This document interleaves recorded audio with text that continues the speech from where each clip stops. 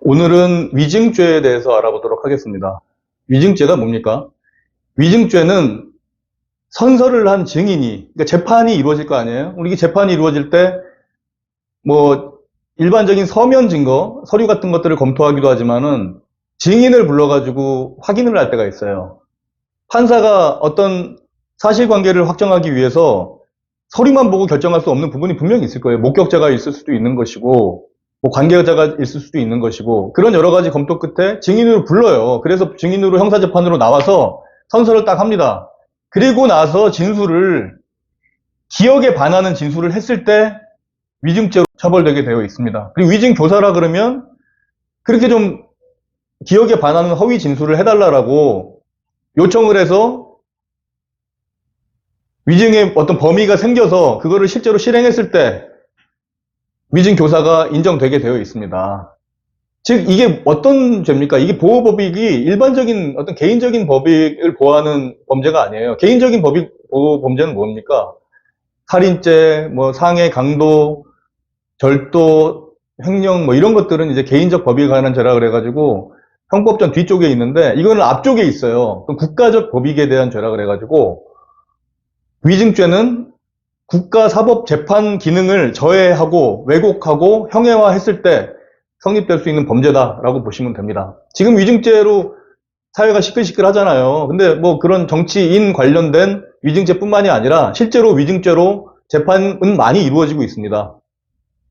근데 이제 드리고 싶은 말씀은 재판이 이루어질 때 보통 혐의를 인정하면은 그 재판의 핵심은 어떤 쪽으로 귀결이 되냐면 과연 이 피고인을 좀 감형을 해줄까 말까 이렇게 이루어지기 때문에 감형이 이루어진다 그러면 조금 가볍게 처벌되는 경우도 있어요. 그런데 범행을 부인한다 그랬을 땐 얘기가 다릅니다. 두 가지 경우의 수밖에 없어요. 무죄가 나오든가 아니면 유죄가 나오되 엄벌에 처해진다든가 이렇게 귀결이 됩니다.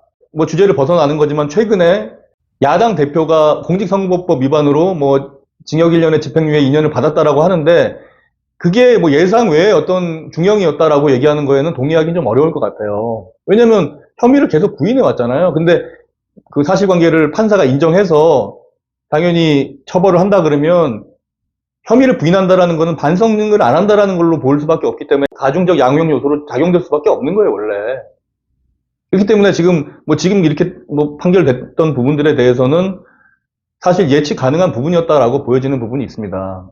그리고 지금 그 야당 대표의 위증 교사가 이제 곧 선고가 있다라고 하는데 사실관계가 부인되고 혐의가 부인된다 그러면 무죄가 나올 거예요. 그런데 만약에 사실관계가 인정된다 그랬을 때는 엄벌에 처해지게 되겠죠. 일반적인 위증 교사 같은 경우에 혐의를 부인했다. 집행유예보다 실형이 더 많이 나옵니다. 제가 실제로 관계됐던 사건에 있어서도 실형이 나오는 걸 제가 목격한 적도 있고요.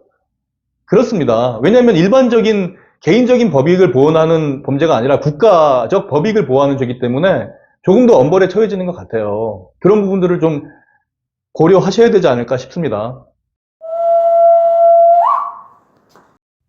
우리들이 사회생활을 하면서 그리고 그 사람의 어떤 기질적 특성상 거짓말을 합니다. 거짓말을 하는 사람들이 있어요. 뭐 돈이 없는데 있는 척, 또 못 배웠는데 많이 배운 척, 뭐 그렇게 하는 경우들이 많아요. 잘 못 나가는데 잘 나가는 척. 그런 거짓말 한다고 다 처벌됩니까? 그렇지는 않아요. 처벌되는 경우들은 결국에 법에 규정되어 있는 요건에 부합되는 거짓말을 했을 때 처벌이 되는 겁니다. 사기죄도 그렇고, 뭐 무고죄도 그렇고, 이런 위증죄도 결국에는 거짓말을 핵심으로 하지만 그 외에 부가적인 요건들이 충족이 되어야지 그게 범죄로 의율이 되고 처벌이 되게 되는 것입니다. 쉽지가 않아요. 사기죄를 예를 들어볼까요? 사기죄는 거짓말을 하죠? 근데 거짓말을 해서 결국 상대방의 어떤 착오를 불러일으켜서 그 착오에 기반해서 처분행위를 하고 그 처분행위에 기해서 어떤 재물이나 재산상 이익을 편취받았을 때 그 모든 것들의 인정행위가 인정됐을 때 그때 사기죄가 인정되는 거예요. 그러니까 그게 성립 범위가 넓다고 보기는 어렵겠죠. 무고죄 같은 경우도 그렇습니다. 거짓말을 한다고 처벌되는 게 아니라 공무소 또는 공무원에 허위 신고를 해야 돼요. 그 상대방을 형사처벌 또는 징계 처분을 받게 하기 위한 목적으로. 그랬을 때 무고죄가 성립되는 거예요. 위증죄도 마찬가지죠. 증인으로 선서한 사람이 기억에 반하는 진술을 했을 때 그때 성립되는 게 위증죄입니다. 즉 여러 가지 요건 하에서 범죄가 성립된다라는 점을 좀 염두에 두시면 될 것 같고요. 뭐 위증교사 결국에 혐의가 인정됐을 때는 혐의를 부인하고 있는데 피고인이 혐의를 부인하고 있는데 혐의가 인정됐을 때는 일반적인 사건 같은 경우에 있어가지고는 실형이 많이 나옵니다. 집행유예보다. 근데 이 며칠 뒤에 선고되는 야당 대표의 위증교사는 정치적 고려가 있을지 없을지는 모르겠지만 있다고 했을 때는 뭐 집행유예가 나올 수도 있겠죠. 근데 일반적인 사건은 그렇게 해결되지 않는다. 무죄 아니면 결국에는 실형으로 귀결되는 경우를 더 많이 봤다라는 말씀을 드리겠습니다. 거짓말을 하더라도 적어도 국가기관을 이용해서 수사권이라든가 그리고 재판 기능을 왜곡해서 그것을 사적 이익으로 가려는 그런 시도는 엄벌을 받아야 되는 것에는 의문의 여지가 없습니다. 네, 그런 점들을 좀 주지하시고 여든 야든 그래요. 지금 무슨 뭐 야측에서는 또 여당 측의 어떤 국정농단 사태라고들 얘기하는데 그런 부분에 대해서 특검을 해가지고 뭐 이렇게 해야 된다는 말씀들을 많이 하시는데 결국 사법부에게 넘어가는 거예요, 재판은. 그럼 뭐 특별법관이라는 게 뭐 그런 걸 하자는 건 아니잖아요. 결국 사법부에게 최종적으로 법적인 판단을 맡기게 되는데 지금 여러 가지를 봤을 때 사법부의 권위라든가 이런 것들을 너무 실추시키는 언행들을 쉽게 얘기합니다. 저는 대기업에서도 있어봤고 공무원으로도 봤던 사람이에요. 그리고 지금은 변호사로 재직 중인 사람이고요. 제가 봤을 때는 그래도 사법부가 어떤 대기업, 무슨 뭐 수사기관, 정치인 이런 사람들보다는 더 깨끗하고 믿을 만한 사람들인 것 같습니다. 더 사명감을 갖고 하시는 분들이 많기 때문에 결국에 우리가 누군가에게는 판단을 맡겨야 되는 거잖아요. 분쟁을 당사자가 해결하는 게 이 법이 예정하고 있는 분쟁 해결의 원칙입니까? 아니죠. 객관적인 제3자가 그걸 판단하게끔 만들어 놓은 거예요. 사법부로 하여금. 최소한의 약속인 거죠.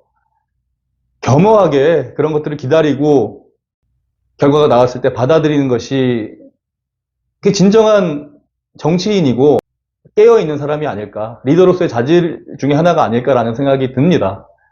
아무튼 오늘 이제 위증죄에 대해서 알아봤습니다. 절대 사익을 추구할 목적으로 그리고 뭔가 문제를 모면할 목적으로 국가기관이라든가 사법기관이라든가 이용하려는 시도는 해서는 안 될 것입니다. 지금까지 박변 통찰이었습니다. 감사합니다.